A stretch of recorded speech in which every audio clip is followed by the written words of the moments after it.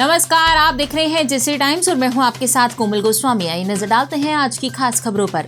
अयोध्या में 22 जनवरी को प्राण प्रतिष्ठा से 3 दिन पहले रामलला की प्रतिमा की पहली पूरी तस्वीर सामने आई है।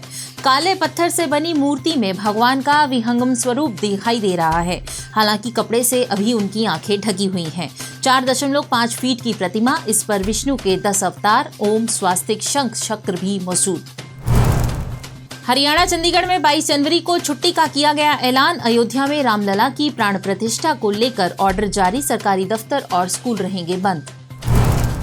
वडोदरा बोट हादसे की जांच के लिए एसआईटी का गठन, 16 की कैपेसिटी वाली नाव में 31 लोग बैठाए। शहर के हरनी झील में 12 स्टूडेंट समेत 14 की मौत हुई, इसमें 2 शिक्षक शामिल हैं। नाव पलटने की इस घटना में सामने आया है कि छात्रों को लाइफ जैकेट नहीं पहनाई गई थी। नाव में आपात स्थिति में निपटने के दूसरे इंतजाम भी नहीं थे। भारत मालदीव में चल रहे तनाव के बीच गुरुवार को विदेश मंत्री एस जयशंकर ने युगांडा की राजधानी कंपाला में मालदीव के विदेश मंत्री मूसा जमीर से मुलाकात की। दोनों नेताओं के बीच आपसी संबंध और भारतीय सैनिकों को निकालने के मुद्दे पर चर्चा हुई। आंध्र प्रदेश के विजयवाड़ा में शुक्रवार 19 जनवरी को भारतीय संविधान के निर्माता डॉक्टर भीमराव अंबेडकर की दुनिया की सबसे ऊंची मूर्ति का अनावरण किया जाएगा। इस मूर्ति को स्टैचू ऑफ सोशल जस्टिस का नाम दिया गया है, जो दुनिया की टॉप 50 सबसे ऊंची मूर्तियों की लिस्ट में शामिल है। सीएम योगी को जान से मारने की धमकी खालिस्तानी आतंकी पन्नू ने भेजा ऑडियो मैसेज, कहा राम मंदिर समारोह में उन्हें कोई बचा नहीं पाएगा। हिसार एयरपोर्ट से अप्रैल में उड़ेंगे जहाज, एयरलाइंस कंपनी से समझौता हुआ। पहले फेज में दिल्ली और चंडीगढ़ समेत 7 शहरों के लिए उड़ानें। राजस्थान से भटका बाघ हरियाणा में घुसा, रेवाड़ी के किसान पर हमला किया। जंगलात अफसरों ने मेल टाइगर बताया और डीसी ने अलर्ट जारी किया। सोनीपत में मादा रोज की गोली मारकर हत्या, हलालपुर के खेतों में पड़ा मिला शव, गर्दन में मिला बुलेट का निशान।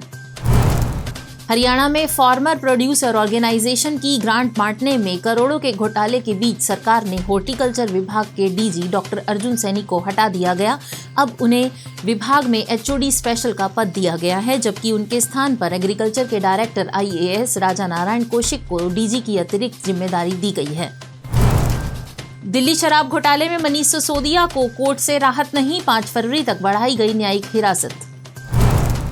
बिल्किस बानो केस में दोषियों को सुप्रीम कोर्ट से झटका, वक्त देने से इनकार किया, 21 जनवरी तक करना होगा सरेंडर। पंजाब में कोहरे के कारण विजिबिलिटी 0, दिल्ली में 22 ट्रेनें लेट, एमपी और राजस्थान में आज कोल्ड वेव का अलर्ट।